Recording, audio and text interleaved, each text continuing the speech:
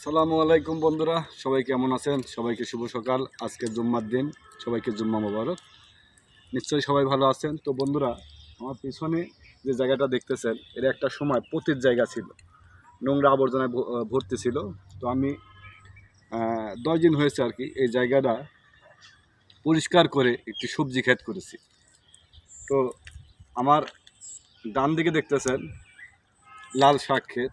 আলহামদুলিল্লাহ অনেক সুন্দর এবং অনেক ভালো পরিমাণে লাল শাক হয়েছে, শুকরিয়া আল্লাহ পাকের কাছে। এবং আমার বাম সাইডে দেখুন পাট শাক বুনেছি। পাট শাকগুলাও মাশাআল্লাহ আলহামদুলিল্লাহ অনেক সুন্দর হয়েছে, শুকরিয়া আল্লাহ পাকের কাছে। তো বন্ধুরা, আমি বলি কি, আপনাদের বাড়ির আশেপাশে যেখানে পরিত্যক্ত জায়গা ফেলে রাখছেন, নোংরা আবর্জনা ভরে রাখছেন, এই জায়গাগুলো পরিত্যক্ত না রেখে পরিশ্রম করুন, সবজি বাগান করুন, ফল ক্ষেত করুন, সফলতা আসবে। মানুষ পরিশ্রম করলে সফলতা বৃথা যায় না, সফলতা আসবেই। ধৈর্যর ফল মিষ্টি, ধৈর্য ধরুন, পরিশ্রম করুন, বেকার বসে না থেকে কিছু একটা সৃষ্টি করুন, ইনশাল্লাহ ফল পাবেন। আলহামদুলিল্লাহ, শুকরিয়া আল্লাহ পাকের কাছে।